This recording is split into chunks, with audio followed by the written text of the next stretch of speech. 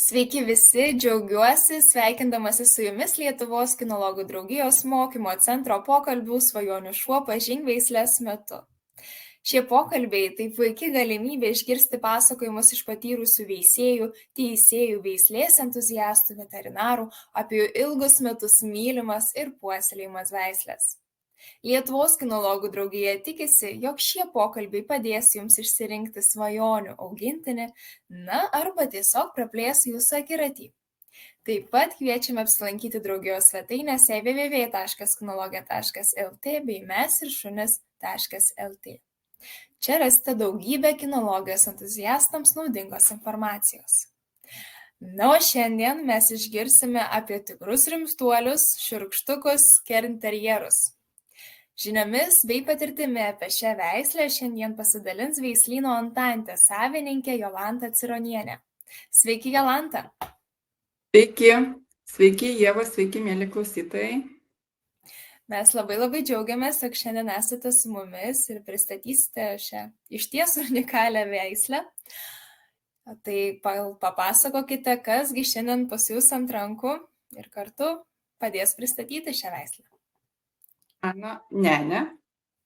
Net vežta iš Lenkijos, nėra mano veisimo. Tai va, sakyk labas visiems. Reprezentuoju veislyną.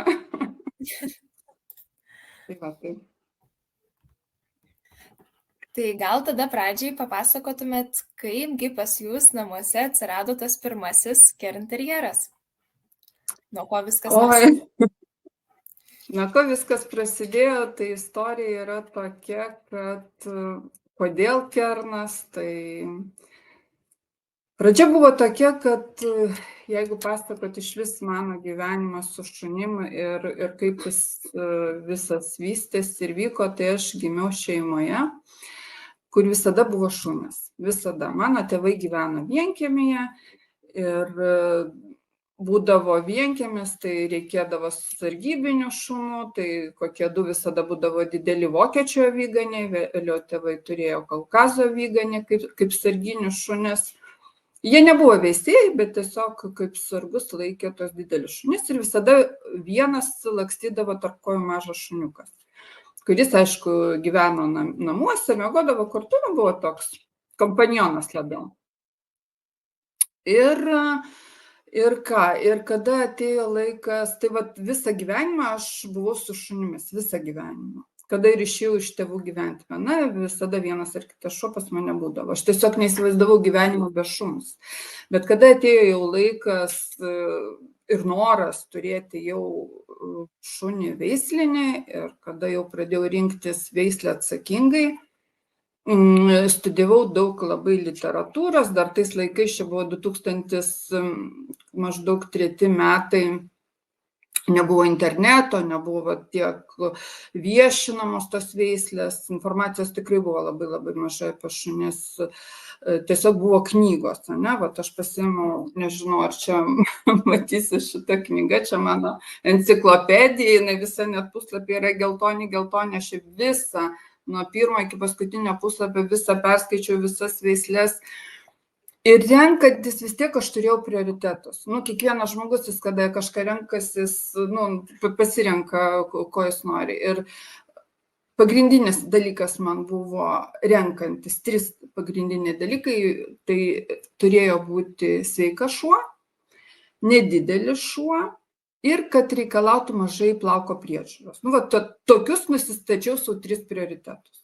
Ir tuomet pradėjau šito knygoje ieškoti ir taip žiūriu, kad tie terjerai, jie yra ir mažiukai, ir ta sveikata jų tokia sąlyginai gera, ir plauko to priežiūra, ir pas mane iškrito tos veislės kernas ir pamačiau, kad kernas labai panašus su mano kiemsarginį šuniuką, kurį visą gyvenimą ten vaikystėje Dėsi, jos vardas buvo.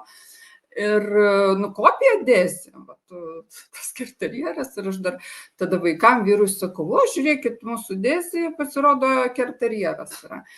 Ir ką, ir tie 2003 metai kernų veislynų Lietuvoje nebuvo. Jie buvo, bet buvo tik tai 2, Vilniuje pas Rytą, Jonavoj pas Valeriją, bet nebuvo šuniukų tuo metu. O mumsgi kaip tikriem lietuviam, mums reikia čia ir dabar, o geriausia tai vakar. Na ir ką, aš tada pasiskambinau Jonavą, Valerija sako, ne, aš neturiu, bet jūs eikite parodą, pasižiūrėkite, ir mes nuėjome parodą ir išėjo kernai tokie, visi susivėlė, nei jos ten šukavo, iš bokso ištraukė ir iš karto į ringą. Sakau, va, čia mano šuo, nieko daryti nereikia, kaip atrodo, taip ir eina į ringą. Na tai va, tai taip jau mes apsisprendėm galutinai, kad tai bus kernas pas mus ir kita sudėtinga dalis tai buvo, kur jį nusipirkti, jų nėra Lietuvoje. Interneto nėra, susirašinėjimo kaip tokio nėra, skambinti kažkur, tai irgi, buvo reikalų ir tuomet mano vyras mokėsi Danijoje ir jisai, sakau, kol tu mokaisi, o Danijoje yra labai populiari veislė kernai, ten ir veislynų daug, ir labai geri veislynai, labai standartą atitinkantis tie terjerai, tokia klasika. Tikrai geri veislynai Danijoje yra, tai va taip mes radom veislyną iš Danijos, pasirinkom, aišku, buvo labai sudėtinga nusipirkti tuo metu, nes jie reikalavo rekomendacijų, ne taip paprasta buvo, kad pasiskambina ir va, pirk. Tai tuo metu paprašė rekomendacijos, mane Rita rekomendavo, mes ilgai su ja bendravom, mane ir mano šeima studijavo. Rimtas buvo toks atsakingas labai ir iš veisėjos požiūris į mus, ir mes atsakingai žiūrėjom ir pareigingai. Ir laukiam ilgai mes to kerniuko. Kodėl ilgai? Dėl to, kad pas mane buvo labai svarbu dar spalva, nes mano Dėzė buvo juoda. Tokia jinai susidabro. Ir man reikėjo, kad būtų kaip mano tokiam sarginio, o gimdavo rudi šuniukai, kerniukai, kadangi kernų gama spalvų yra labai didelė, plati. Tai negimsta tas juodas šuniukas, kerniukas ir viskas. Tai taip gavosi, kad aš 1,5 metų laukiau. Paskui aš jau spjoviau tą spalvą, sakau, man nebesvarbu spalva, vėl gimė vada ir vėl ten rudi šuniukai, sakau, man bus gerai ir rudas. Tai va, ir pirma mūsų kernytė, Zloti, jinai buvo ruda, amžinatilsį jau jos jau nebėra, ir va, jinai taip atvažiavo pas mus. Veisėja mums atvežė pati ir tai buvo kažkas vau. Žinot, kada labai ilgai lauki to šuniuko, va čia yra Zloti mano, taip, čia yra mano. Nuo jos viskas ir prasidėjo ir tas veislynas būtent atsirado jos dėka, jos to būdo tokio. Toliau nuo jos jau ėjo visa kita ir tas veisimas prasidėjo. Veisimas prasidėjo ne iš karto, ta prasme viskas labai palaipsniui, žingsnis po žingsnio, tas step by step vyko. Nebuvo taip, kad aš perku veisti. Sakau, viskas palaipsniui ir taip pat. Ir dabar veisiam. Antantės. Kodėl Antantės veislynas? Visi veisėjai, kada jau nutarė veisti ir turi duoti tą pavadinimą veislyno, tai norėjau labai kažkaip su kernu tą susijęti ir pagalvojau, Antantė tai yra santarvė, ne? Kernas visada gyvena santarvėje su savo šeimininku. Tai pagalvojau, kad labai tiks ta santarvė, žodis santarvė. Ir taip gimė veislyno pavadinimas Antantė. Santarvė, kitaip sakant. Labai tikrai graži ta tokia švelni sąsaja. Išgirdom jūsų istoriją, tikrai labai mielą ir šiltą. O dabar gal pristatytumėt, kokiagi yra terjerų kilmės istorija. Va čia tai yra įdomiai, kadangi aš savo visą tą žinau datas, nuo iki ir kaip ir kas, tai su kernu ta istorija yra labai sudėtinga. Terjeras nėra išveista veislė, tai yra natūralus šuo. Koks Dievas sukūrė, toks jisai ir yra. Toks jisai yra, galima sakyti, ir šiandieną. Aplamai visi tie terjerai, jie yra iš Škotijos, tera tai yra žemė šunys ir jų pirmtakai atsirado Skajaus saloje Škotijoje.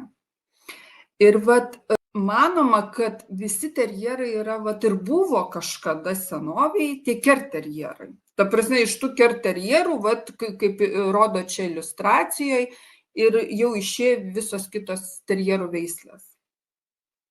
Pradžioje ir veisėsi, buvo kryžminami tarpusavyje, bet jeigu žiūrėti tą jų išvaizdą, tai jie buvo visi tokie paprasti trumpakojai, terjerai, trumpaplaukiai, ilgaplaukiai, tokie kudluoti, čia vienas irgi pavyzdys, čia jau truputį toks išsivystęs, kaip čia pasakyti, jau pažengęs kernas.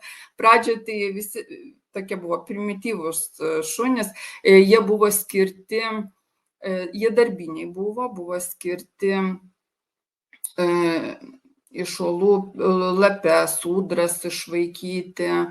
Grinai buvo darbiniai, juos laikė tiek ūkininkai, tiek dvarų savininkai, grinai kaip darbui, medžiokliai.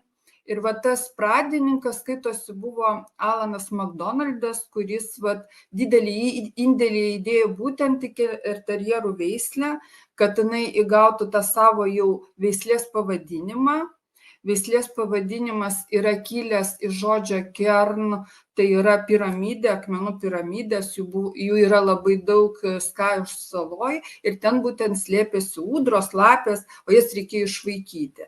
Tai kernas atlikdavo labai gerai tą darbą, nes jisai pagal formą, jisai yra pailgas šuo, jisai yra toks kaip stačiakampis, ne kvadratas kažkoks, jeigu geometriškai, o stačiakampis. Ir jam oloj buvo labai lengva apsisukti ir iš ten išvaikyti ūdrą, lapę, žiurkės ir taip toliau. Tai jie buvo populiarūs labai, kaip populiarūs, juos veisė grinai, čia jau labai daug mes dabar matome šitoj skaidrėj, kuris rodo, tai čia įvairaus tipo kernai. Tai juos ir veisė tiek ūkininkai, tiek medžiotojai grinai darbui, grinai medžiokliai, grinai, kad jie atliktų tą savo darbą. Ir tas Alanas Makdonaldas, jisai net yra tokia legenda, gal tai ir teisybė, aš negaliu teikti, kadangi sakau, visa ta kerterjerų istorija, jinai, galima sakyti, yra tokia numiglota, kadangi jinai nėra, pavyzdžiui, išveista nuo 1900 kažkelintais metais buvo išveista. Ne, jinai vystėsi natūraliai metai iš metų ir tai, pasikartosiu, nėra išveista veislė, tai yra natūraliai Dievo sukurtas kūrinys. Tai bet kadangi tai jie neturėjo to kern terjer veislės pavadinimo, tai Alanas Makdonaldas, jisai įdėjo tą indėlį, kad ten būtų jau duotas veislės pavadinimas ir 1910 metais jam buvo suteiktas tas vardas kerterjer. Bet iki 17 metų dar buvo kryžminami tiek kernai, tiek vakarų Škotijos baltieji terjerai, tiek škotai, nors jau buvo neleidžiama, bet tas dar buvo daroma. Ir 17 metais jau buvo uždrausta, griežtai uždrausta juos kryžminti ir griežtai buvo atskirti. Ir tas eina tokios legendos, galima rasti istorijoje, kad kaip Alanas Makdonaldas medžiotojas, jisai atskyrė, kodėl jis atskyrė vakarų Škotijos baltąjį terjerą nuo kerterjero. Vadose pas kernus gimdavo balti šuniukai. Ir gimdavo. Ir jisai medžiodamas vieną kartą nušovė savo mylimiausią kerną, rudą kerniukę, kalytę. Jis palaikė ją už lapę. Ir jis ją nušovė, ten buvo jo ta mylimoji kernytė, kurias jis nušovė netyčia, pagalvojo, kad tai lapė. Ir nuo tada jisai pagalvojo, kad jis atskirs tą baltą šuniuką vadoj gimusi nuo kerterjero ir taip vakarų Škotijos baltieji terjerai, dabar madingai mes jas trumpinam, į vestukus vadinam, bet taip atsirado vestukai, ne, iš tų kerno. Dauguma Lietuvoje gal net ir, kurie laiko vestus, gal net nežino, kaip jie atsirado, bet jų, kaip sakau, terjero šonkaulio atsirado Vakarų Škotijos baltieji terjerai. Ir jau paskui vėliau jau tai buvo atskiros veislės, jau buvo ir standartas kitas. Jeigu lyginti kerterjerą su Vakarų Škotijos baltuoju terjeru, tai jie ir, jeigu matematiškai, kerterjeras yra stačiakampis geometrinė figūrai, o vestas yra labiau kompaktiškas. Va čia, va dabar jūs jo rodo šitą skaidrę, tai yra kerterjeras, tai yra stačiakampio proporcija 2:3. Tai tai tiek galiu trumpai pasakyti apie istoriją, ne, kerterjerų. Jeigu toliau žiūrėsim, kernas vystėsi, jisai jo ta figūra, anatomija, jinai šiek tiek pasikeitė. Jeigu dabar, pavyzdžiui, išeitų tas pirmtakas kernas į ringą šiandien parodoj, tai jisai būtų diskvalifikuotas ir pasakytų, nu čia jau tikrai ne kerterjeras. Tai bet jau mes matom šiandieną jį tokį pagražintą. Va čia dabar jūs rodot skaidrę, taip, čia yra pirmtakai kerterjerų, tokie truputį juokingi ir tikrai tai mano dėzė, mano lietuviškas kerterjeras, galima pasakyti. Kas yra įdomu, tai kad į Lietuvą kernai atkeliavo sąlyginai istoriškai, jeigu žiūrėti, yra labai neseniai ir tai yra visiškai nauja veislė Lietuvoje, 1990 metai, tai čia yra labai jauna, nauja veislė Lietuvoje. Jeigu palyginus Amerikoje, į Ameriką jie buvo atvežti iš Škotijos 1852 metais, pirmas kernas buvo įvežtas į Ameriką. Va Suomiai, pavyzdžiui, šiemet švenčia 100 metų, kai prieš 100 metų pirmas kernas buvo įvežtas į Suomiją. Tai mūsų Lietuvos istorija su kernais yra tokia, galima sakyti, labai jauna, nauja veislė, visiškai nepopuliari. Bet kaip čia pasakius, aš nežinau, ar norėčiau, kad jie būtų labai Lietuvoje populiari, nes kuo populiaresnė veislė, tuo tada prasideda su mūsų, taip pasakyti, švelniai tariant, lietuviškų mentalitetų prasideda dauginimai, per dauginimą prasideda sveikatos problemų, o kernas yra sveika veislė. Tai va. Minėjot, kad jau dabar kerterjerai atrodo visai kitaip, negu matom, pavyzdžiui, nuotraukoj. Tai gal galėtumėt trumpai apibūdinti tą jų išvaizdą, kaip turi atrodyti tikras kerterjeras? Taip, čia yra mano zlotė, čia, kaip sakau, čia mano talonas pavyzdys, to kerno, jinai man ir anatomiškai labai gražiai. Ką aš dabar galiu pasakyti apie kernus šiuolaikinius, pavadinkim juos taip. Jie skirstomi į du tipus, gal net ir 3, pasakysiu taip. Pirmas tipas tai yra klasikinis kernas, klasika. Bet galima sakyti, zlotė yra klasika, klasikinis kernas. Ir kitas tipas yra skandinaviškas, tai yra kernai šiek tiek ant aukštesnių kojyčių, šiek tiek, kaip mes vadinam, paturbinti, tai yra galinės kampai yra labiau išreikšti, kaklas yra ilges, va čia pavyzdys yra su tokiais išraiškingais kampais, kaklas toks yra labai išraiškingas. Tai čia skandinaviško tipo kerniukai, jie yra šiek tiek kompaktiškesni. Ir trečią tipą, jis taip nėra išskiriamas, bet aš čia jau taip per tos visus veisimo metus matau, yra ir amerikietiškas tipas. Amerikoje kernai yra mažesni. Mažesni ir labiau gal panašesni į tuos vestukus. Jie yra dar kompaktiškesni ir dar mažesni. Nors standartas yra vienas, ne? Jeigu skaitysim standartą, tai yra svoris kerno yra nuo 6 iki 8 kg. Čia yra labai nedaug. Čia yra tikrai nedaug. Jeigu dabar, pavyzdžiui, pas mus kernas, kalytė, pavyzdžiui, 6-7 kg, patinėlis 8 kg pagal standartą turi sverti.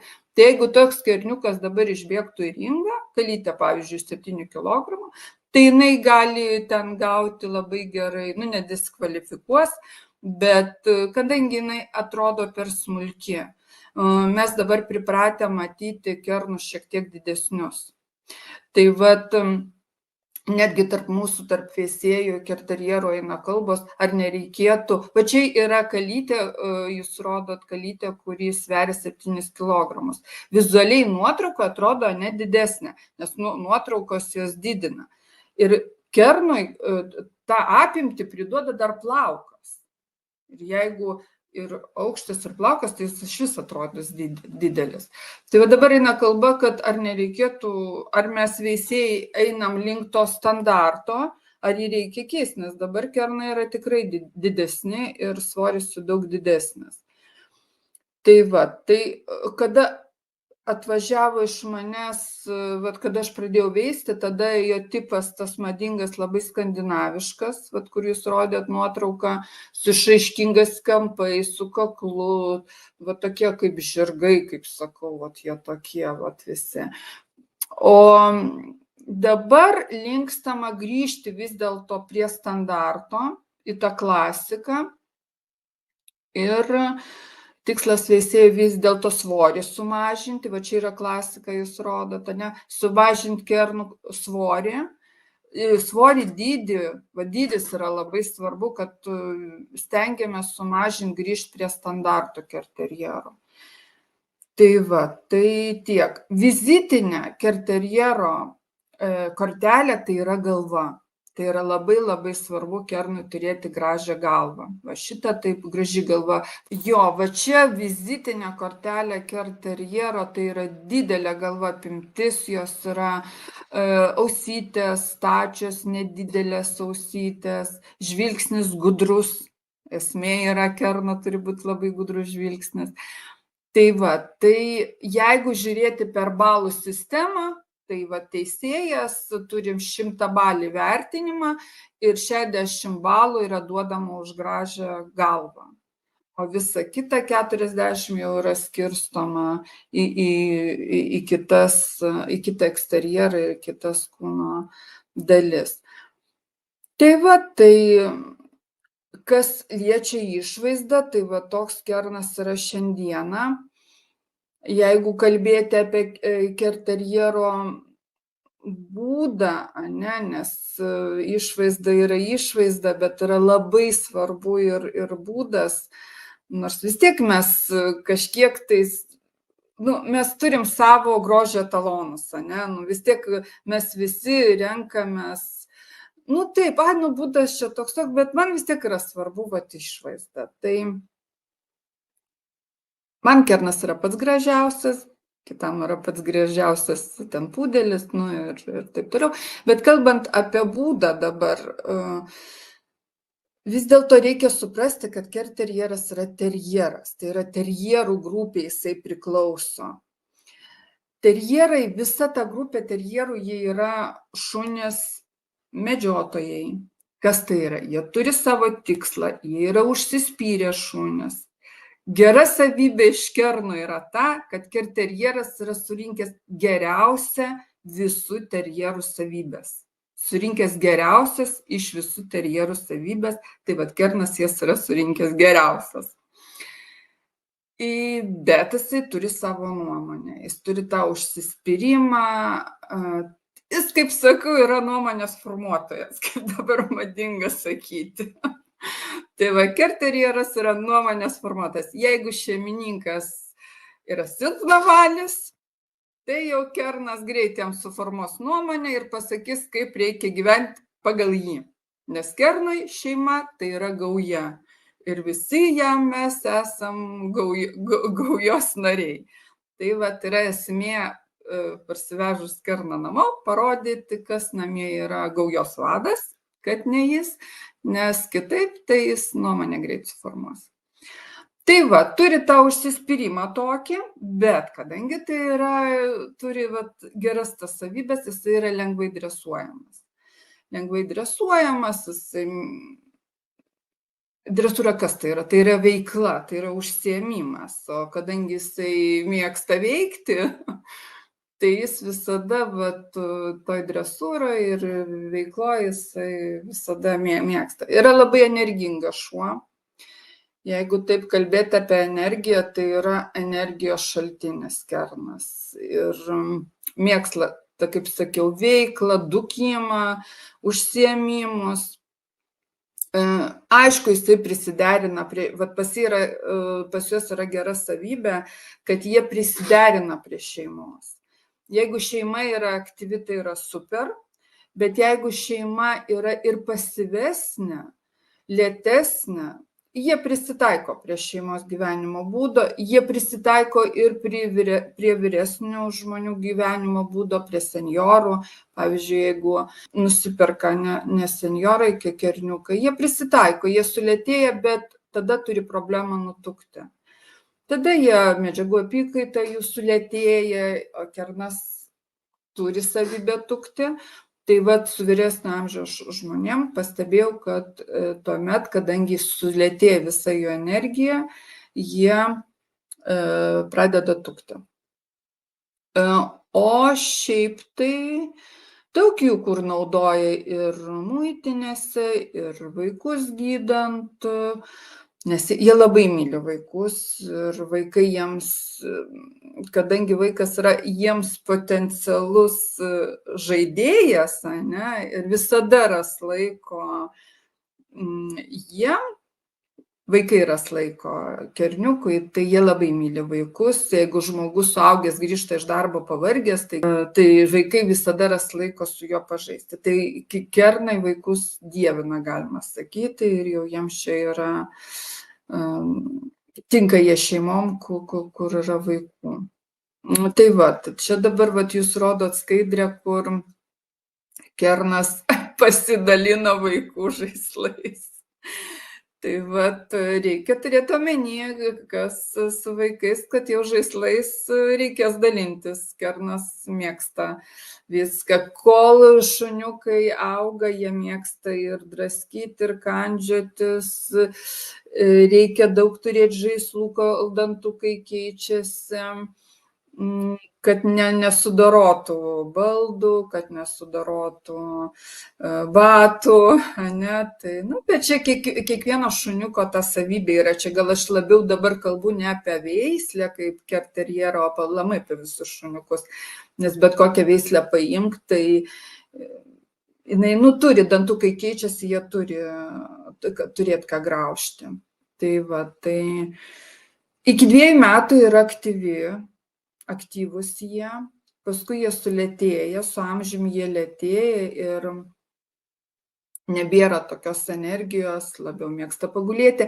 Aplamai, kadangi tai yra medžioklinė, turi vis tiek jie to, aišku, metai eina, tie instinktai silpsta, nes mes dabar veisiam ne dėl medžioklės, mes dabar jie kerterjerai veisiami ne kaip darbinė klasė, jie veisiami kaip kompanionai. Ir tikslas dabar veisėjų, kad būtų stabili psichika, kad nebūtų agresyvus. Tai yra, kad jie tiktų šeimai santarvėj gyventi, šeimoje su šeimos nariais. Bet vis tiek dar pas tam tikrus individus išlenda tas medžiotojo instinktas. O kas tai yra medžiotojai? Tai jie ir paraust gali, ir pamedžioti gali paukštį, pamedžioti katę. Bet grįžtant prie tos energijos, tai jie aktyvesni kernai yra vakarais. Rytais jie mėgsta pamiegoti, nes pats medžioklės instinktas ir pati medžioklė vykdavo vakarais, naktimis, ne? Ir vakarė jie yra aktyvesni. O dienos metu, ryte jie mėgsta pamiegoti. Tai va mums kaip daug kerniukų, mums yra gerai išeiginėm, kada mes irgi mėgstam pamiegoti.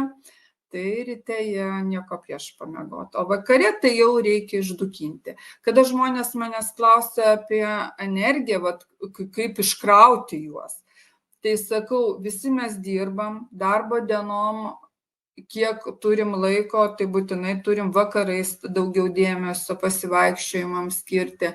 O ta iškrova, tai išeiginiam, tai turėtų būti jau su pilna programa. Kad iškraut, kaip sakau, savaitei. Labai geras iškrovas yra sportas, dresūra, agility pas mus, kaip mano, yra.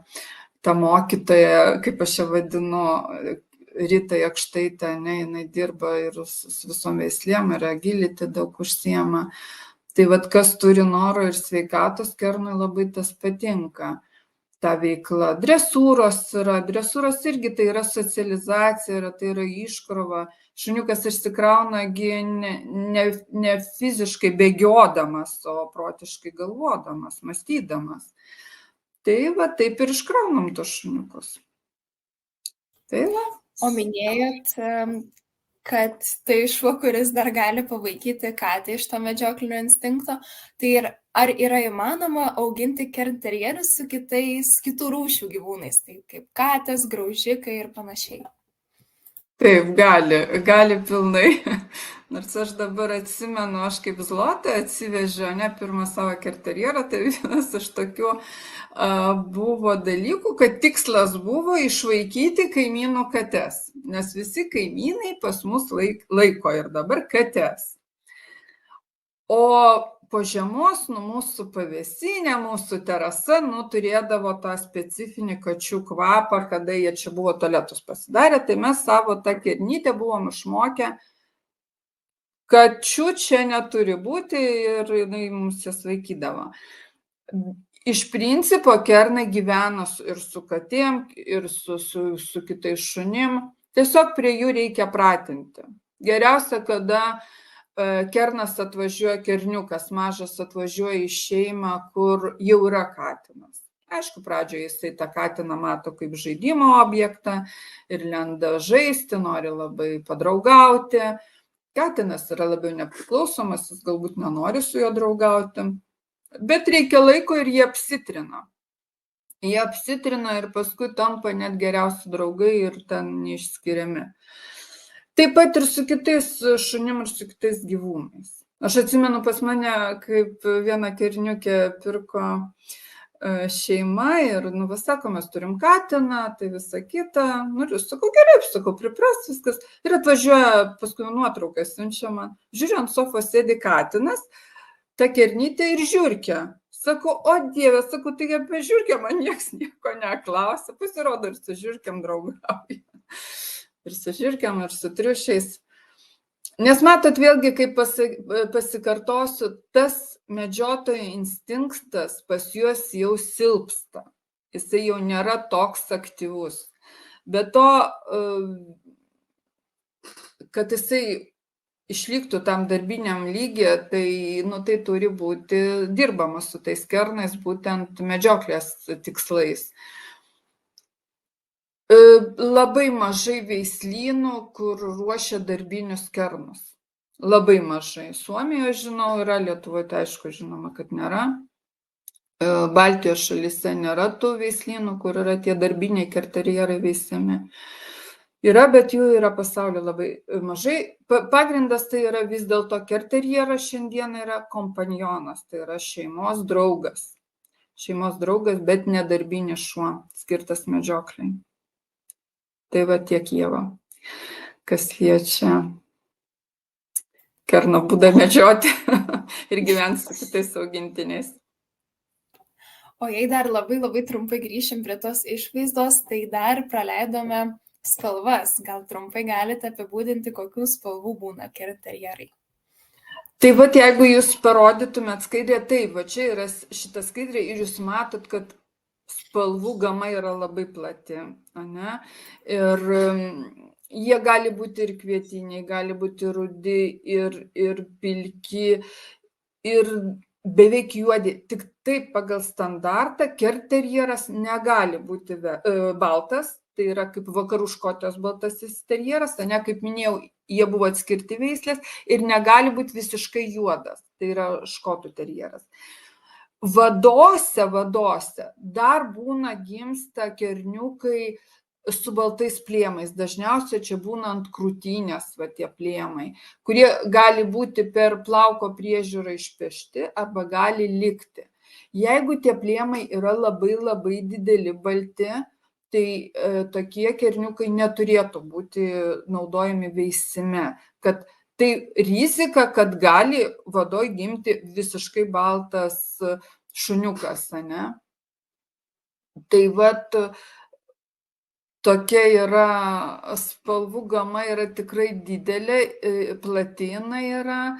Man jie yra visi gražus, vat kaip aš labai norėjau ir tos savo Zlotės pirmo kerniuko laukiau būtent tamsaus, tai dabar aš matau, kad spalva tikrai nėra svarbi, kad vis dėlto mes juos kernų šeimininkai mylim ne dėl spalvos, o dėl būdo.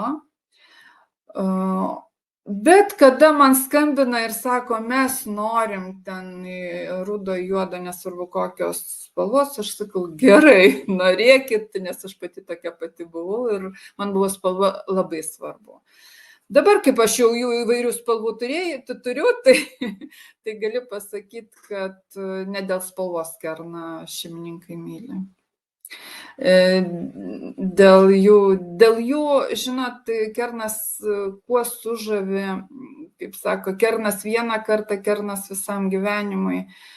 Čia tas, ne mano sugalvota patarlė, jie sužavi to savo džiaugsmu gyventi, ne? Jie džiaugiasi kiekvieną gyvenimo akimirką, kiekvieną minutę, kiekvieną sekundę. Pas juos nėra liūdnų, pesimistiškų dienų. Ir kada tu ateini pavargęs iš darbo ir jie tave pasitinka su tokiu džiaugsmu, kad tu viską pamiršti ir norisi gyventi su jais kartu, žinoma. Tai dar jie nėra įkyrūs. Jeigu jie mato, kad tu pavargęs ir nori ten pabūti pats su savim, jie neįkyrės. Bet aš dabar kalbu su jumis, o Nana mūsų guli šalia ir netrukdo, nes mato, kad aš užsiėmus ir aš negaliu jos dabar jai dėmesio skirti. Tai jie randa patys savo tada veiklos, aišku, jie turi turėti žaislų ten. Yra, bet suprantat, kaip yra, vieni mėgsta žaisti su žaislais, kiti ne. Jie irgi yra, nors ta, sakyt, veislė yra ta pati, kerterjerai, bet būdai yra skirtingi. Netgi vadoj gimsta kerniukai su skirtingais būdais ir charakteriais. Ir kada man ateina, čia matom vadoj ir rudi kerniukai, ir tamsus kerniukai yra gimę. Netgi, kada gimsta vada, pavyzdžiui, 5 ten šuniukai, jie visi yra skirtingi. Ir man žmonės atvažiuoja ir aš stengiuosi parinkti šeimininkam. Aš jau per tiek metų matau žmonės, matau, kaip jie ateina ir bendrauja, aš jau matau, kokio šuniuko jiems reikia. Jeigu tai yra energinga šeima patys iš savęs, tai jiems reikia energingo šuniuko. Jeigu ramesnė šeima, jiems reikia ramesnio šuniuko. Tiesiog jiems bus lengviau auginti to šuniuką. Bet, kaip sakau, nėra blogų šunų, yra blogi šeimininkai. Kiekvienam šuniukui reikia skirti dėmesio. Jis nėra pliušinis kažkoks žaislas, kurį pasodinai ant sofos ir jisai to pragulės visą dieną ir nieko nepadarys. Bet kokiam šuniukui reikia veiklos, reikia užsiėmimo, reikia skirti dėmesio jam. Tai va. Tai dar kalbėsime apie tą dėmesio skirimą, tai kokia yra kerterjerų kailio priežiūra? Kailio priežiūra. Ką galiu pasakyti? Kadangi kerterjeras yra labai paprastas šuo, tai tokia ir priežiūra. Labai paprasta. Kerterjerai nėra kerpami, nėra kerpama veislė, nėra maudoma veislė, nėra ausys valomos. Sakau, jie tokie yra labai paprasti. Kodėl jie nėra kerpami ir jų negalima kirpti? Tai yra negalima naudoti skutimo mašinėlės, negalima naudoti žirklių. Kodėl negalima maudyti? Jų kailis yra pritaikytas, yra natūralus, vėlgi tai yra, pasikartosiu, natūraliai išveista veislė ir jie senoviai kadangi jie nesišeria, kaip jie šeriasi, nėra šunų, kurie nesišertų, ne pa žmogų nuo galvos plaukas krenta, nors mes nesišeriam, o pa šunį tai to labiau. Bet rašoma, kad kerterjeras nesišeria. Ką tai turime omeny? Jie nesišeria kaip kitos veislės, ne? Jeigu iš kitų ten korgių, pavyzdžiui, tu ten visur tie plaukai, ne, ten Džeko Raselo terjerai ten irgi šeriasi, nors terjeras ar trumpaplaukis, kitos ten veislės, ne, ir tu sriuboj ten gali plauką ištraukti. Tai kerno plaukas jis taip nekrenta ir jie taip nesišeria kaip kitos veislės, bet jeigu plauką neteisingai prižiūrės, jisai kris, jis turi iškristi. Anksčiau jie apsipeždavo į tuos akmenis, ne, tas piramidės akmenų, taip jie ir gyveno. O dabar šeimininkai jam padeda. Tai yra pirštais, yra pešamas. Angliškai tai vadinasi trimming. Mes ir mėgstam naudoti tą žodį trimming. O lietuviškai tai yra pešti. Tiesiog, kas tai yra pešti, tai tiesiog dviem pirštais, imi va šitais dviem pirštais ir peši. Ir va tai va peši. Šachmato tvarka išpeši. Žirklės yra naudojamos tik higienai ir tik pėdutėm nukirpti. Visa kita yra pešama. Pasikartosiu. Visa kita yra pešama. Tiek nugara, tiek papilvė, tiek galva, tiek ausis yra pešamos pirštais. Nekerpamos. Va dabar aš norėčiau, kad jūs parodytumėte skaidrę, jūs turite va šitą. Čia yra blogas pavyzdys, kaip kerterjeras negali būti pešamas ir tvarkomas kailis. Va čia yra vieša šita nuotrauka, jinai yra iš Facebooko paimta. Aš ją paėmiau, tiesiog išsisaugojau kaip pavyzdį, kaip neturi būti tvarkomas kerno kailis. Tai yra vat šalia Vakarų Škotijos baltasis terjeras vestas ir kerterjeras. Vat, kaip sakėm, veislės panašios, vestas yra iš kerno išveistas. Ir va čia šeimininkai, veisėjai iš kerno padarė vestą. Vestas šitas, pagal šukuoseną matom. Kerterjeras yra pešamas proporcingai visur, pasikailis turi būti vienodas. Jokiais būdais pas kerną negali būti paliekamas plaukas ant kojų ir ant papilvės. Ir galva negali būti kerpama, galva yra pešiojama. Lietuvoje yra problema su kernų pešiojimu ir didelė problema ir susiduriu, kad tiesiog, jeigu išvažiuoju į kitus miestus, tai mažai ką galėčiau rekomenduoti, kad tikrai sutvarkytų kernų plauką. Reikėtų atkreipti dėmesį, kad kadangi kernas yra pešiojamas, gali būti tokios situacijos, kad papilvė, ypač jeigu kerną retai peša, būna, čia matom dabar seniai peštas kernas. Taip, seniai peštas kernas, jis apaugęs. Ir nei akių, nei nosies, nieko mes nematom, jis atvažiavęs pešiotis. Tai būna, tokia problema biški Lietuvoje, bet tai ką, šukavimas, kerną reikia būtinai vieną kartą per savaitę pašukuoti, nes šukuodami mes kartu ir ištriminguojam tą seną plauką. Dėl ko negalima kirpti kerno. Jo plaukas nepritaikytas kirpimui, kadangi gali žaizdos susidaryti. Po kirpimo mašinėlio plaukas plonėja, o jo plaukas turi būti šiurkštus. Jisai susideda iš 3 sluoksnių. Kad tuos 3 sluoksnius išlaikyti, rekomenduojama kas 3 mėnesius prapešti. Tai yra, kad būtų kaita plauko. O per tą, dėl ko maudyti negalima, vėlgi blogėja plauko struktūra. Plaunam tik tai kojytes grįžę rudenį ten, kadangi, purva, grinai pėdutės tą purvą nuplauti, kad namuose švaru būtų. O nuo plauko purvas pats nukrenta. Kadangi plaukas yra šiurkštus ir mes turime išlaikyti šiurkštų plauką. Tai va.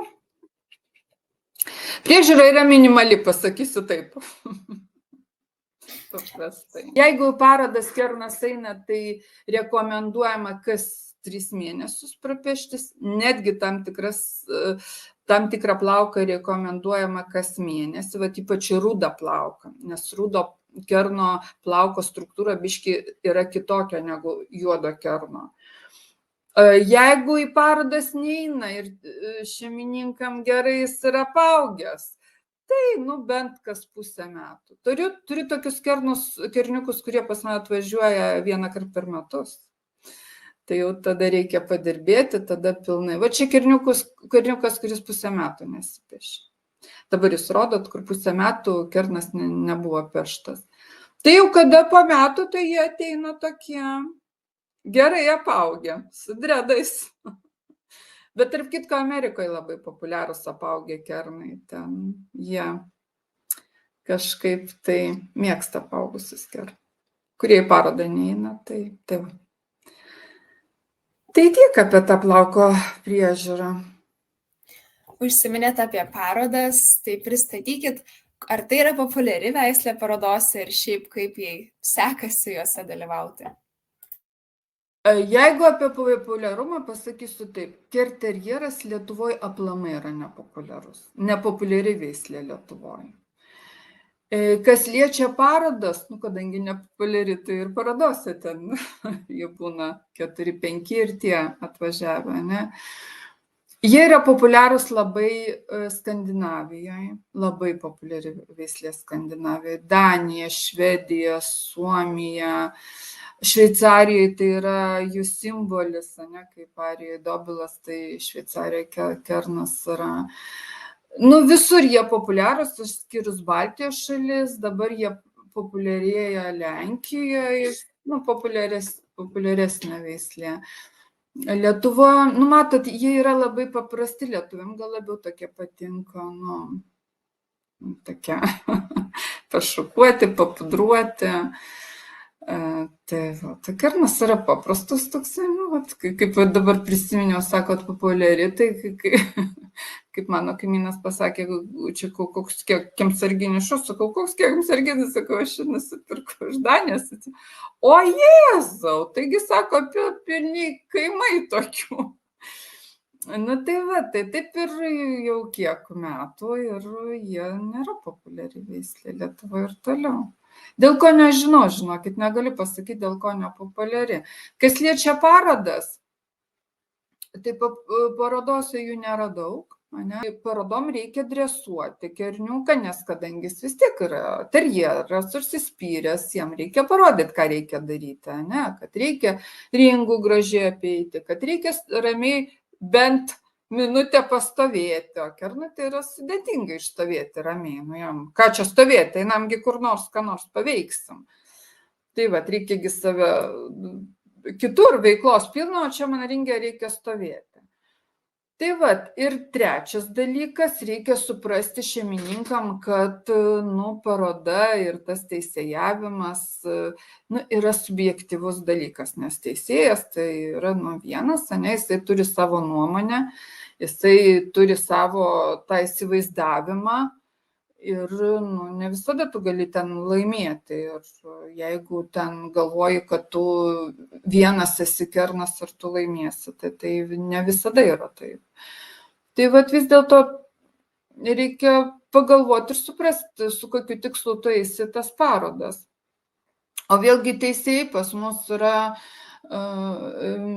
mato dabar vieną tipą kernų, tai vat, mes su veisėjai, kada tu esi veisėjas, tu jau žinai teisėjus, kokie yra, ir mes vis dėlto veisėjai, kurių tikslas yra išveisti kuo artimesnį standartui kerną, ne veislės atstovą, toks turi būti veisėjo tikslas. Tai mes jau renkamės ir mums yra labai įdomi nuomonė teisėjų lygų veisėjų. Lietuvoje pas mus tokių nėra, užsienį yra, bet pas juos į Lietuvą labai retai atvažiuoja, tai tu turi jau ten važiuoti pats. Tai tokių nuomonė mums yra labai įdomi ir yra labai svarbi. Tai va, ir kitas dalykas, reikia suprasti, kad nėra 100% standarto atitikmens šunyje. Vis tiek kažkas kažkur bus kitaip nuo standarto. Bet kaip sakiau, kad pas kerną vizitinė kortelė yra galva. Jis visada turi ateiti į parodą, visada turi būti apaugus. Tai va, ir į parodą reikia ruošti kailį. Tu negali nueiti plikas, kailio neparuošęs šuniuką, arba kaip rodėm su vesto šukuosena. Reikia jau tada daugiau dėmesio skirti kerno priežiūrai, kerno plauko priežiūrai, turiu pasakyti, ir dresūrai. Tai va tiek. Prie parodų aš pati ėjau žingsnis po žingsnio palaipsniui, vat kaip sakau, mūsų pirma kernytė, kaip atvažiavo į Lietuvą, tai parodą, kadangi aš neplanavau nei veisti, nei man tos parodos 100 metų reikėjo, tai Rita tuo užsijėmė ir jinai vat tą veislę rodė ir kažkiek tai išpopuliarino jos dėka tą veislę Lietuvoje, kadangi jinai pradėjo vat rodyti tą mano kernytę Zloto parodose ir jinai daug dėmesio skyrė tam. O paskui aš jau pati išmokau, pati jau vis dėlto savo veislę turi rodyti pats šeimininkas, tokia mano nuomonė. Ne handleriai, o pats šeimininkas ir pats veisėjas turi rodyti savo, reprezentuoti savo veislyną, savo veislę, savo šuniukus. Tarp kitko, kas liečia kernus, aš dabar kalbu, kad parodose 99% patys veisėjai rodo savo kernus. Nėra mados imti handlerį, vedlys lietuviškai, man atrodo, jie vadina, handlerį. Pripratę vadinti taip. Tai va, kas liečia parodos, tai taip. Na, beveik viską kaip ir aptarėm ir liko labai svarbi tema iš tikrųjų, tai yra sveikata. Minėjot, kad tai yra sveika veislė, bet gal yra kažkokie sveikatos negalavimai, kurie yra labiau dažni tarp šios veislės atstovų? Jo, literatūroje visur, jeigu mes skaitom, tai yra veislė, kuri yra sveika veislė. Neturi kažkokių tai labai dažnų genetinių problemų. Teorijoje yra įvardintos 2 kaip pagrindinės ir 3, vat, kiek aš su veisėjais bendrauju ir ką aš girdžiu. Tai tokia labai yra kaip ta genetinė liga, tai yra kepenų šuntas, liver shut vadinasi, kepenų šuntas, kuomet kepenys baltymo netoleruoja. Kita liga tai yra akių katarakta ir genetinė. Ir 3 tai yra sąnariai. Tai va 3 tokios genetinės ligos, kurias kerterjerai gali paveldėti. Ar jos dažnos, aš negaliu pasakyti, nes, neseniai aš veisiu, aš turiu tą pasakyti, 2005 metai, čia yra tikrai nedaug, kas liečia šios veislės veisimą, ir atstovauti būtent veislę, kas liečia sveikatą. Tu labai daug turi turėti vadų, daug kartų praeiti, kad pasakyti, va šita liga yra. Aš dabar jums sakau grinai teoriją. Ir liver shutas, tai yra genetinė liga, pagal mane yra tikrai labai rimta, kadangi šuniukas sunkiai gali gyventi, su ją būtinai reikalinga operacija. Jinai jau galima ją pastebėti maždaug nuo 3-4 mėnesių, bet tai liga, kurią galima nustatyti, kada šuniukai gimsta ir atiduodamės šeimininkam, tai veisėjai šitą gali nustatyti. Tiesiog įmamas kraujukas pas šuniuką ir iš kraujo yra padaromas tyrimas dėl šitos ligos ir atiduodant jau šeimininkams šuniukus, veisėjas gali atiduoti ir išrašą iš klinikos, kad šuniukas šitos ligos, geno šito neturi. Dabar, kas liečia kataraktą, labiau jinai išryškėja senatvėje, labiau su amžium. Tai čia vėlgi tas dalykas, kada mažas šuniukas, tu jos galima daryti tyrimus. Taip, tai daromi tyrimai šuniukui jau biški paaugusiam, ne 2 mėnesių, truputį vyresniem galima padaryti tyrimus. Taip pas mus viskas yra daroma, tiek kepenų šuntas, tiek katarakta. Taip pat ir sąnariai irgi galima tą pasižiūrėti, ne, ir tą ištirti. Šitos genetinės lygos veisimui nėra privalomas jas tikrinti. Nu, vat, kaip kitos veislės, kad jeigu tu nori veisti, tu turi tuos tyrimus pasidaryti ir turėti. Tiesiog tai priklauso nuo veisėjo sąžiningumo, ne? Veisėjas dėl savęs, savo veisiamus šunis padaro tuos tyrimus. Kada mes veisėjai veisiam, tai mes paprašom ir iš patino, kad patinas mums duotų savo tyrimus, va šitus genetinius. Tai va taip, bet veisimui šitų reikalavimų nėra kernam, kadangi tai yra sveika veislė ir veisimui šitų tyrimų daryti nereikia. Nėra reikalavimų. Niekur, ne tai, kad Lietuvoje nėra, visam pasaulyje nėra šito reikalavimo. Tiesiog veisėjai tai daro dėl savęs, nes mums tai yra labai svarbu. Nu, tai visko gali būti, nes veisėjas veisia, jisgi neveisia, kad išveisti sergančius šunius. Jo tikslas yra, kad tai būtų sveiki šuniukai. Ir dėl savęs tai yra daromi tie tyrimai, veisėjai dėl savęs juos daro. Ir taip padarius tyrimą, tu negali 100% garantuoti, kad tavo šuniukai bus sveiki, nes tu nežinai, ką jie paveldės iš 3-4 kartos. Tai va, čia dabar rodot gražią skaidrę, kada vadoj gimsta įvairūs šuniukai spalviškai, nes pavyzdžiui, kas yra įdomu pas kerterjerą, kad tu niekada nežinai, kokios spalvos jie gims. Gali sukerkti juodą, tamsų kerniukas su šviesu, gims, pavyzdžiui, visi šviesus, arba gims visi tamsus. Toks neprognozuojamas dalykas su tais kernais. Dar jūs turit labai įdomią tokią skaidrę, kernas turi tokią savybę keisti spalvą. Tai jo, čia šitą skaidrę, kerniukui yra 8 mėnesiai, jisai gimė, šitas kerniukas, gimė šviesus, kvietinis, ir dokumentas yra šita kvietinė spalva.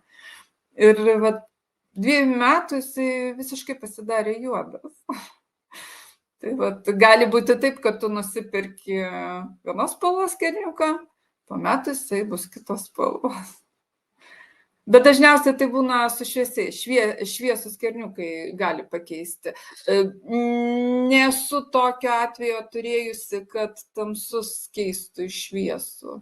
Yra, bet labai labai mažai. Tai šeimininkam reikia būti pasiruošusiam viskam. Tai gali būti taip, kad kaimynai pasakys, kad turi dar vieną kerną. Kitą. Tai va. O ką aš dar norėčiau pasakyti, gal tiesiog, Ieva, aš norėčiau žmonėm palinkėti ne tik kerniukų šeimininkam, o aplamai visiems, kas domisi ir renkasi, būtent kada renkasi veislę, kad atsakingai pasirinktų veislę, nes prie išvaizdos tai galima priprasti, bet prie būdo, prie šuns būdo, ganėtinai sunku. O tai yra didelė atsakomybė, kada mes perkam, paimam iš prieglaudos, tai yra atsivedam į namus augintinį.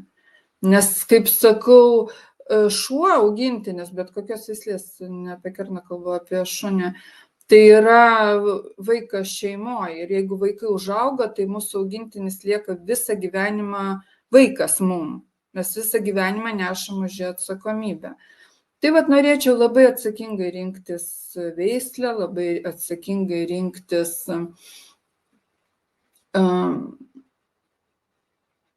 veislyną, atsakingai rinktis. Bendrauti ne su vienu, su keliais. Lietuvoje jų yra mažai. Kas čia Lietuvoje? Čia lašas jūrai. Nepatingėti nuvažiuoti, nes veisėjas yra tas žmogus, su kuriuo tu bendrausi visą gyvenimą šuniuko. Visą.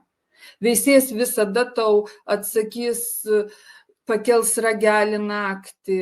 Bet kada ir tu tu visada gausi atsakymą iš jo. Veterinaras tau gali nepakelti ragelio, ne, o veisėjas visada tau pagelbės ir patars. Tai vat ir rasti tą savo augintinį tinkamą, su kuriuo ne tik pats būsi laimingas, bet ir tavo augintinis bus laimingas, gyvendamas su tavim. Tai vat. Tai iš ties labai svarbu rasti tą abipusę laimę. Bet jau čia turbūt kiekvienam šeimininkui ir kiekvienos veislės atstovui tai yra svarbu. Tai nuoširdus ačiū Lietuvos kinologų draugijos veisėjai Jolantai, jog šiandien sutiko pasidalinti savo žiniomis bei patirtimi. Ačiū visiems besidomintiems šią veislę. Lietuvos kinologų draugijos mokymo centro komanda linki visiems kenterjerų augintojams kuo didžiausios sėkmės.